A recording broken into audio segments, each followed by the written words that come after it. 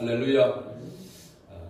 설 명절을 보내고 설 명절에 또 새해 복 많이 받으세요 이렇게 했습니다. 새해가 바뀐 지가 한 달이 됐는데도 또 이렇게 음력으로는 또 새롭게 한 해가 시작되는 날이라 설 명절에도 새해 복 많이 받으시라고 이번에는 이제 또 명절이라 세배도 하면서 덕담을 나누고 그렇게 합니다. 인사를 하면서 새해 복 많이 받으세요라고 이렇게 하지만 이 하나님을 믿는 사람들에게 있어서는 하나님을 믿지 않는 사람들도 마찬가지지만 복이라는 것은 모두가 다 좋아합니다. 그래서 아마도 인사로라도 복 많이 받으시라고 그렇게 이야기하는 것 같습니다. 그러나 우리 그리스도인들은 이 복에 대해서 분명한 올바른 그런 생각을 가져야 될 줄로 믿습니다. 복은 하나님만이 주실 수 있는 줄로 믿습니다. 왜 복은 하나님만이 줄 수 있는가? 하나님이 복 그 자체이시기 때문에 그렇다라고 그렇게 말할 수 있습니다. 두 번째로 그러면 복이란 무엇인가? 라고 하는 것이죠. 우리가 신약성경 5장 한번 찾아봅시다. 말라기 다음에 마태복음이니까 마태복음 5장에서 보면 예수님께서 제자들에게 말씀하시는 그 내용이 나옵니다. 3절부터 우리 같이 한번 읽어볼까요? 심령이 가난한 자는 복이 있나니 천국이 그들의 것이며 애통하는 자는 복이 있나니 그들이 위로를 받을 것이며 온유한 자는 복이 있나니 그들이 땅을 기업으로 받을 것이며 의에 줄이고 목마른 자는 복이 있나니 그들이 배부를 것이며 긍휼히 여기는 자는 복이 있나니 그들이 긍휼히 여김을 받을 것이며 마음이 청결한 자는 복이 있나니 그들이 하나님을 볼 것이며 화평하게 하는 자는 복이 있나니 그들이 하나님의 아들이라 일컬음을 받을 것이며 을을 위하여 박해를 받는 자는 복이 있나니 천국이 그들의 것입니다. 나로 말미암아 너희를 욕하고 박해하고 거짓으로 너희를 거슬러 모든 악한 말을 할 때 너희에게 복이 있나니 기뻐하고 즐거워하라. 하늘에서 너희의 상이 큽니다. 너희 전에 있던 선지자들도 이같이 박해하였느니라. 아멘. 이게 마태복음 5장 이 3절부터 시작해서 12절에 나오는 이 말씀을 보면은 예수님께서 8가지 복을 말하고 있습니다. 그래서 우리가 이것을 팔복이라고 그렇게 말합니다. 예수님께서 말씀하신 8가지 복. 이 8가지 복을 잘 살펴보면은 우리가 인사로 하는 복, 그죠? 복 많이 받으라고 그러면 복 많이 받고 대통하고 이런 덕담을 이렇게 합니다만은 우리가 일반적으로 생각하는 또 일반적 하나님을 알지 못하는 사람들이 생각하는 그 복과는 사실 예수님이 말하는 이 8가지 복은 거리가 먼 그런 복을 이야기하고 있다라고 이렇게 말할 수 있습니다. 저는 이 8가지 복을 묵상하면서 이 8가지 예수님께서 말씀하신 이 복을 요약하면은 복이란 무엇일까? 한 단어로 이야기하면 무엇을 복이라고 말하고 있는가? 라고 하는 것을 이렇게 생각해 보면서 머리에 떠오르는 그 단어가 있었습니다. 여러분들은 이 8가지 방금 우리가 읽었던 예수님 말씀하신 이 8가지 복을 한 단어로 요약하자면 무엇을 복이라고 이야기하고 있는 것인가? 무엇을 복이라고 말하고 있을까요? 이 힌트를 드리자면 예수님께서 이 땅에 오신 목적과 관련이 있다라고 생각이 됩니다. 무엇일까요? 2자로 예수님이 말하고 있는 이 8가지 복. 사람 생각에 따라서 좀 다를 수 있지만 제가 이 8가지 복을 묵상하면서 생각했던 것은 바로 구원을 말하고 있다라고 이렇게 생각합니다. 예수님께서 이 땅에 오신 목적이 구원하기 위해서, 우리를 구원하기 위해서, 하나님의 택한 백성을 구원하기 위해서 이 땅에 오셨다라고 이렇게 말하고 있습니다. 이 구원은 다른 말로 이야기하면 여기 보면 천국이라고 말할 수 있습니다. 하나님의 나라에 들어가는 것이 구원이잖아요, 그렇죠? 하나님의 나라는 죄를 가지고 들어갈 수 없습니다, 그렇죠? 하나님의 나라는 죄가 없는 곳입니다. 그 하나님의 나라, 그 구원을 예수님께서 이 8가지 복으로 설명하고 있다라고 이렇게 생각이 듭니다. 그러면 오늘 이 자리에 예수를 믿는 우리 모두가 예수 그리스도를 구원의 주님으로 영접하고 예수를 믿는다라고 이렇게 말한다면 예수를 믿는 우리는 복을 받은 사람입니까? 아니면 복을 받을 사람입니까? 그럼 우리 예수 믿는 사람은 앞으로 복을 받을 사람이 아니라 복 받은 사람이다 라고 이렇게 말할 수 있습니다. 그죠?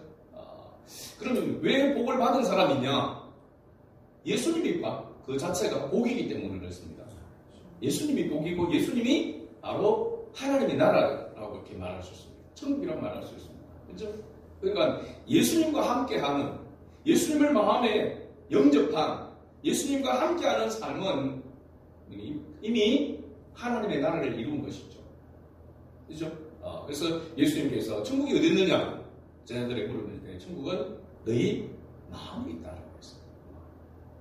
예수님을 믿는 자에는 이미 그 마음에 천국이 이루어졌다라고 이렇게 말하고 있는 것이죠.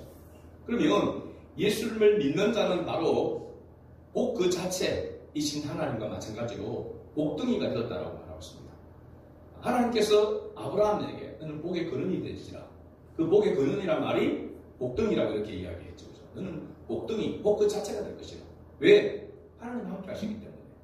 하나님이 복이기 때문에 하나님과 함께하는 자는 바로 복 그 자체가 된다라고 하는 것을 말하고 있습니다. 자, 우리가 이 사실을 우리가 잊어버리지 않고 늘 생각하고 나는 복등이다. 내 안에 복으로 가득 차 있다라고 하는 것을 생각한다면 그 마음에 가장 먼저 나타나는 것이 무엇일까?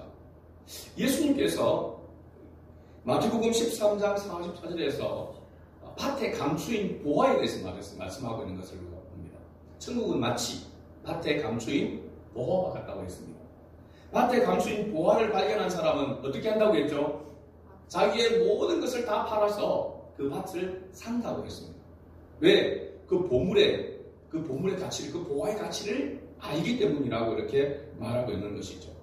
그러면 그 보화, 우리가 지난주에 말씀 가운데서 설교 제목이 하나님의 나의 특별한 소유, 그 소유는 곧 다른 말로 보물이라고 얘기했습니다. 하나님의 특별한 보물이 되었다라고 한다면 내 안에 하나님의 보물, 하나님이 내 안에 계신다고 한다면 그 사람에게 나타나는 마음에 나타나는 첫 번째가 바로 뭐냐면 평안입니다. 평안. 여러분, 내가 세상에 가장 귀한 것, 가장 중요한 것, 이 세상과도 바꿀 수 없을 정도의 가장 소중한 것을 내가 가지고 있다고 한다면 그 사람 마음에 뭐가 있겠습니까? 아무것도 두려울 것이 없고 아무것도 부족함이 없으니까 평안이 있게 되는 것입니다. 그래서 구원받은 자에게 하나님의 자녀에게 나타나는 첫 번째 열매가 뭐냐면 평안입니다. 평안이 있는 것이죠. 예수님께서 십자가를 지시기 전에도 제자들에게 요한복음 14장 27절에 이렇게 말씀하셨습니다. 평안을 너희에게 끼치노니 곧 나의 평안을 너희에게 주노라. 내가 너희에게 주는 것은 세상이 주는 것과 같이 아니하리라. 너희는 마음에 근심하지도 말고 두려워하지도 말라. 그러니까 예수님을 믿는 자는 마음에 평안을 얻게 되는데 그 평안이 있으면 근심과 두려움도 내쫓게 된다는 것입니다. 평안, inner peace. 우리 안에 평안이 충만하게 되어지는 것이 원래 그리스도인의 모습입니다.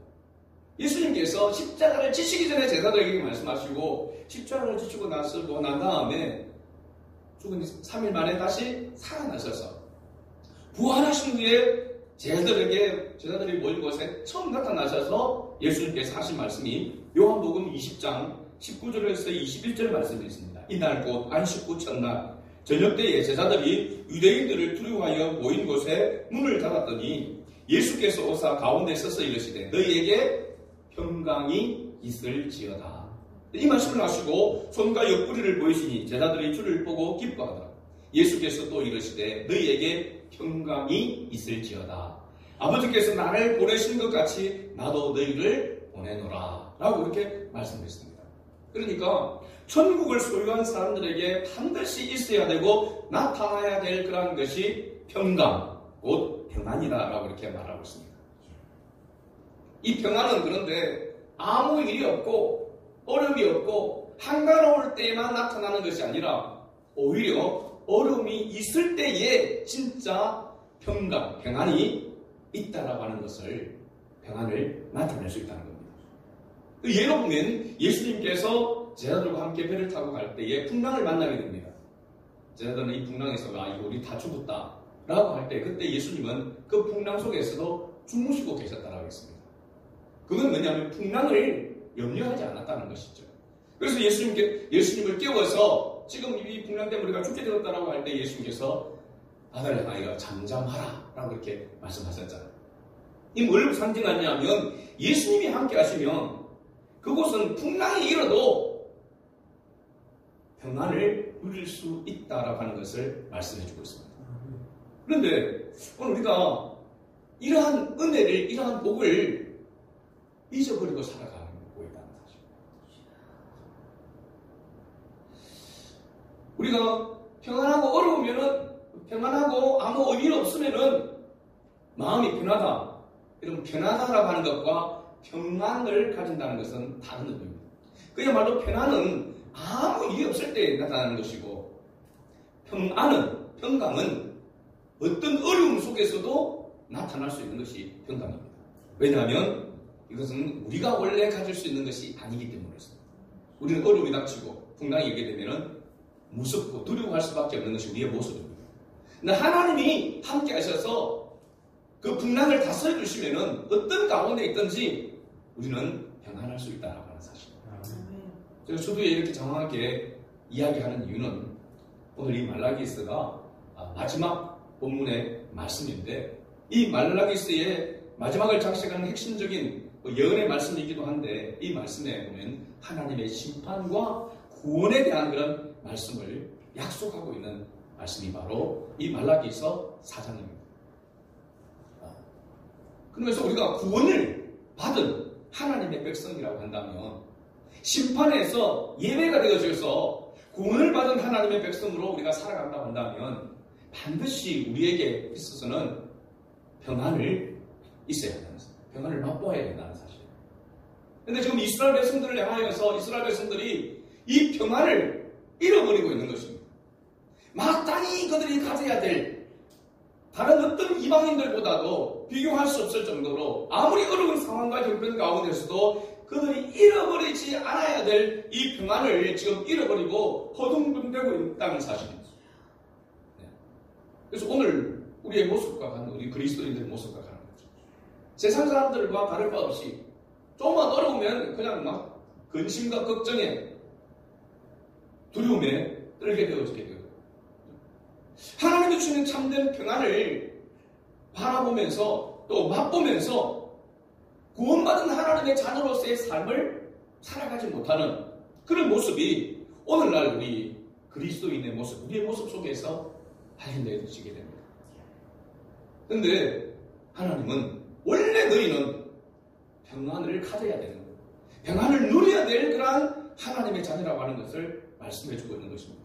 오늘 본문 말씀에 보면은 이 세상의 마지막이 어떻게 될 것인지 그리고 그때에 어떤 일이 일어나게 될 것이고 너희는 어떤 위치에 있게 될 것인지에 대한 예언의 말씀입니다.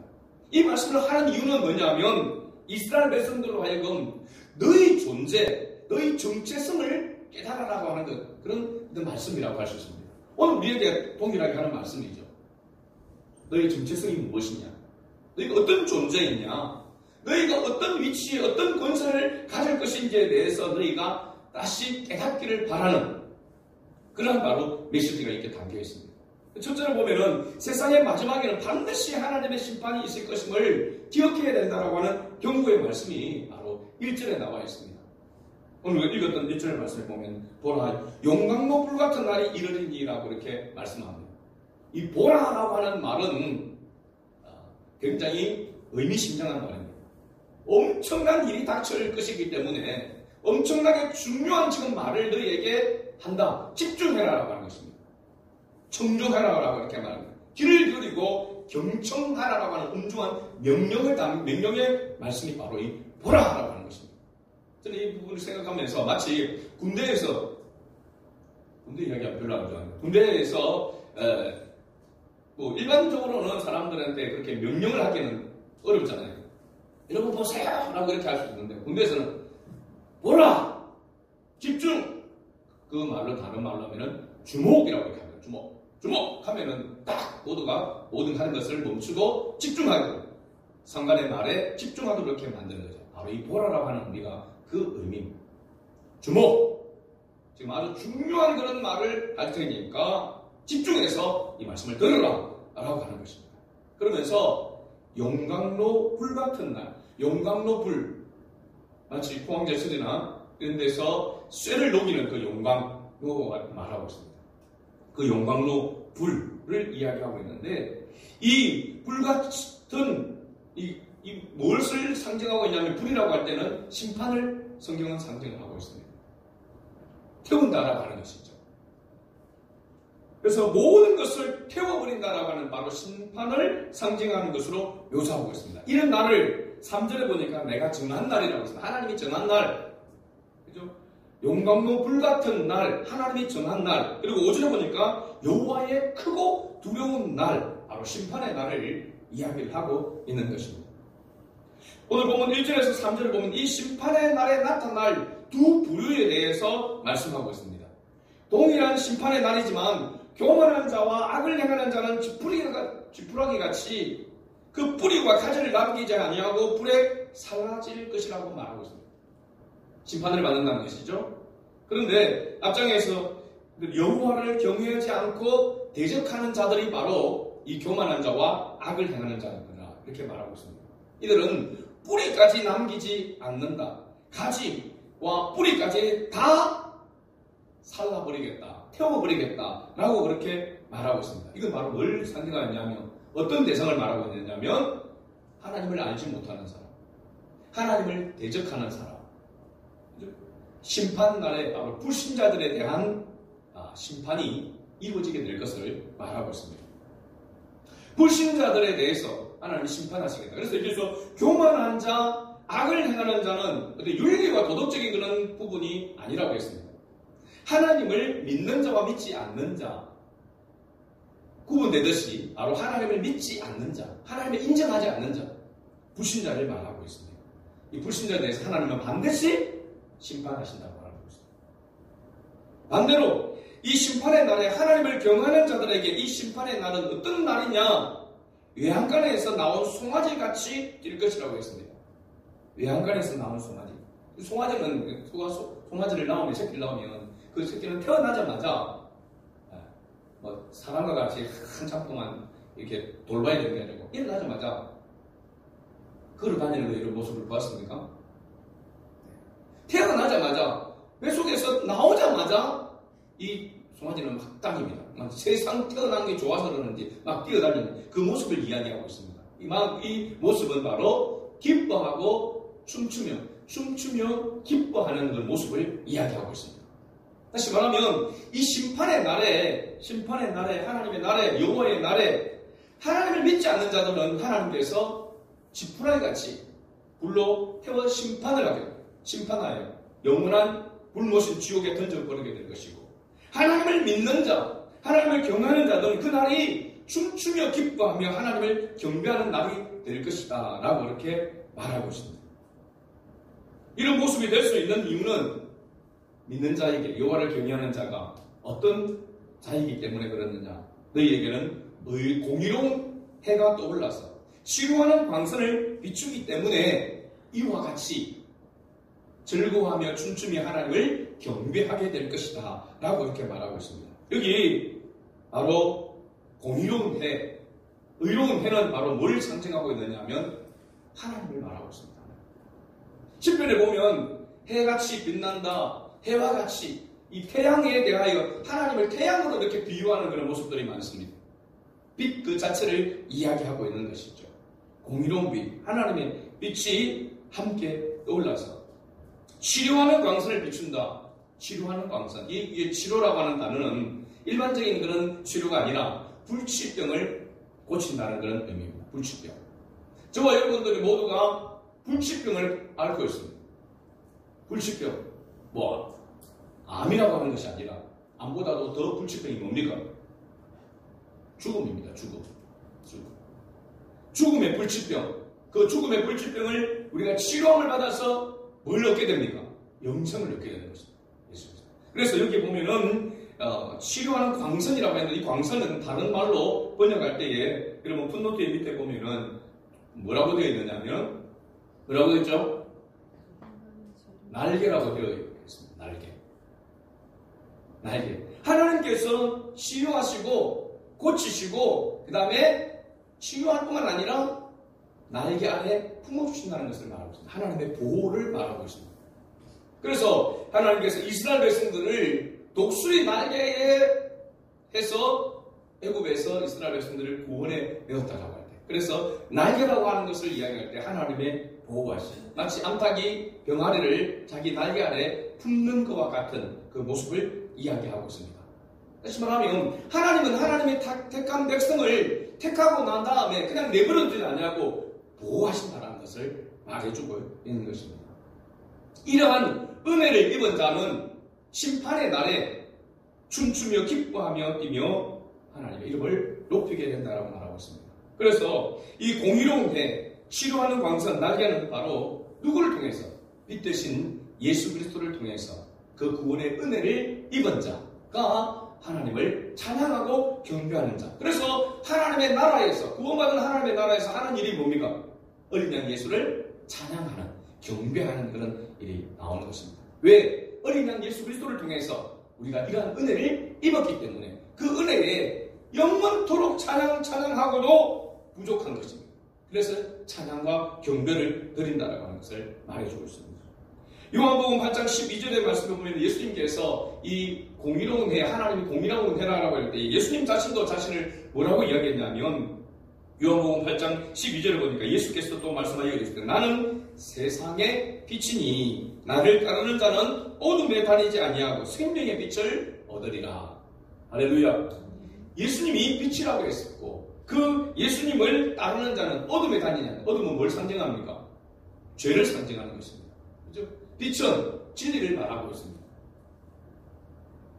예수 믿는 사람은 예수님과 함께 동행하게 될 때에 어둠에 다니지 아니하고 죄의 길에 계속해서 있지 아니하고 생명의 길로 나오게 된다라고 하는 것을 말해주고 있습니다. 예수님이 세상의 빛이고 생명의 빛이니까 예수님을 믿는 우리도 예수님께서 뭐라고 말씀해요? 너희는 세상의 빛이라고 했습니다. 예수님의 빛이 우리와 함께함으로 우리도 또한 빛이 되었다라고 이렇게 말하고 있습니다. 빛이 될 것이라고 말하는 것이 아니라 빛이라고 이렇게 말하고 있습니다. 빛. 예수님이 함께하는 자, 예수님을 믿는 자. 다시 앞으로 돌아가시는가 보면 빛이 있는 사람, 예수님과 함께하는 사람이 곧 복 있는 사람인 줄 알고 있습니다.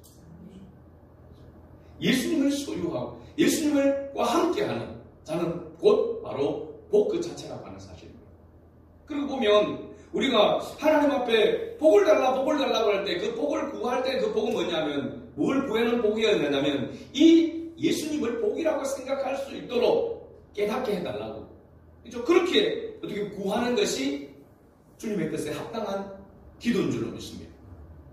그렇지 아니하고 주님이 복인데 그 복을 두고 다른 것을 자꾸 복을 달라고 한다면은 그 복이 우리에게 올 리가 없는 것입니다.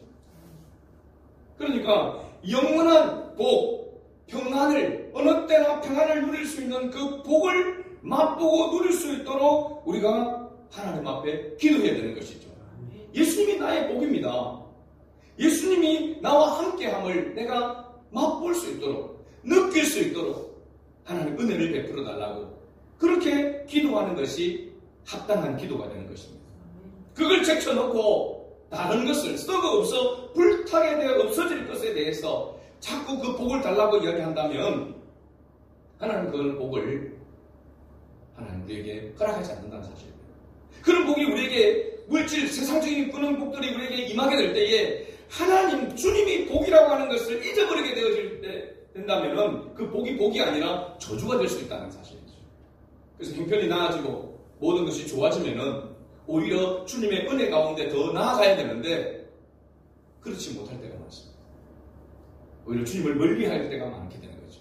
살만하게 되어지고 먹고 살만하고 형편이 어느 정도 나아지게 되면은 이렇게 이 정도면 또 이렇게 가면은 좀 더 나아지겠지. 그렇게 나아가야 되고 주님이 주시는 참된 평안을 구하지 아니하고 그것을 맛보지 않게 되는 것입니다.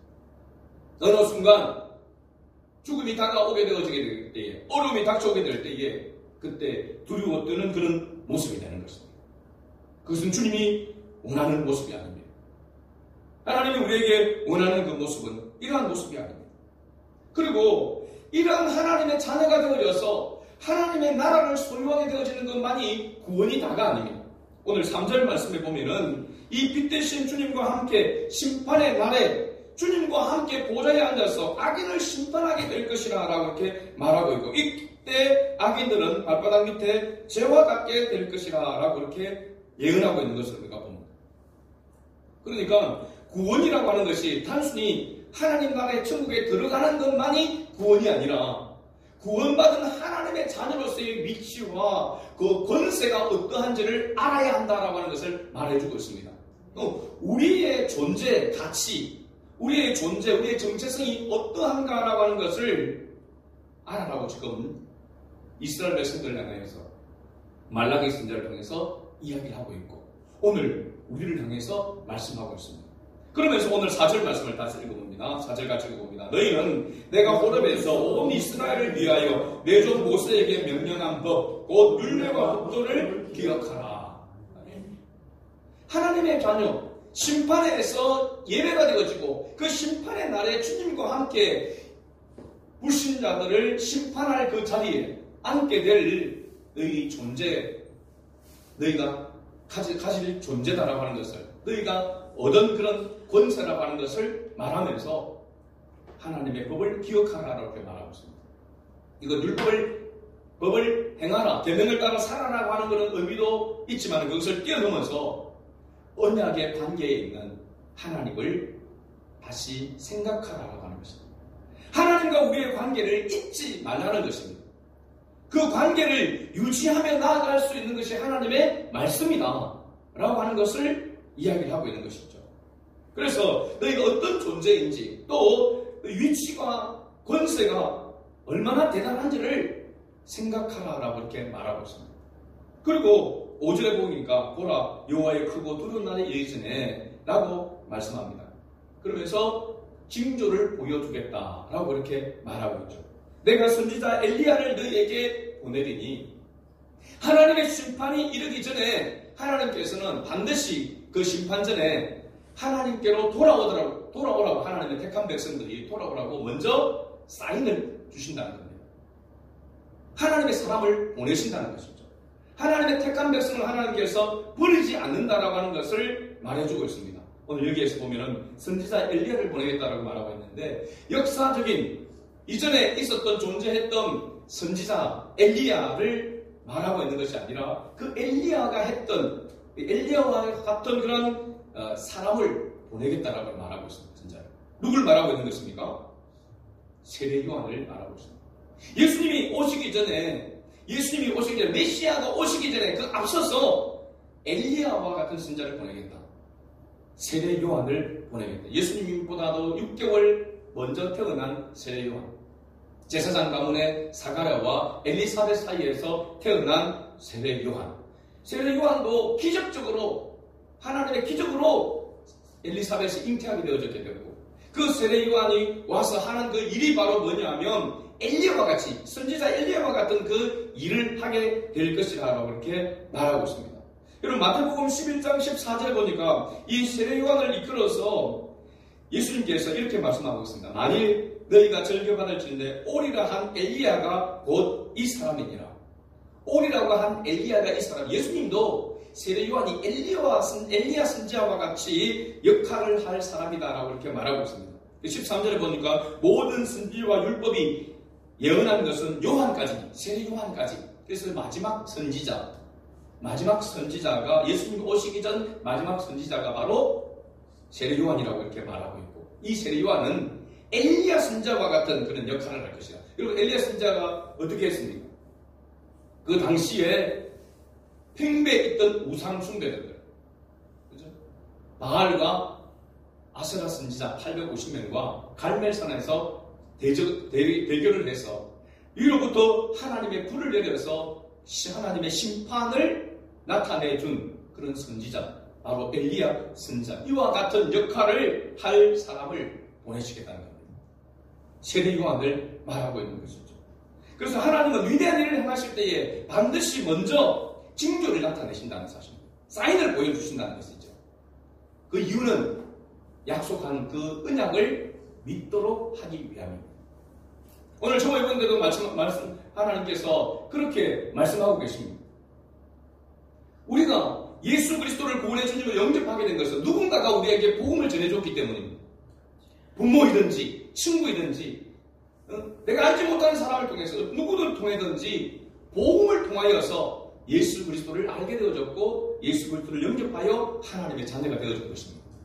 바로 엘리야와 같이 세례 요한과 같은 사람을 통하여서 우리가 예수가 그리스도이심을 믿게 되었다라고 하는 것입니다. 그러면 다시 오실 메시아, 이 세상을 마지막 심판을 하고 영원한 하나님의 나라로 하나님의 택한 백성을 이끌 다시 재림의 주님 예수님이 오시기 전에 하나님이 누구를 보내시느냐? 바로 하나님의 택한 백성을 보내신다는 사실입니다. 그 역할이 누구냐? 바로 저와 여러분. 지금 이 세상에서 세례 요한의 역할이 누구냐? 저와 여러분입니다.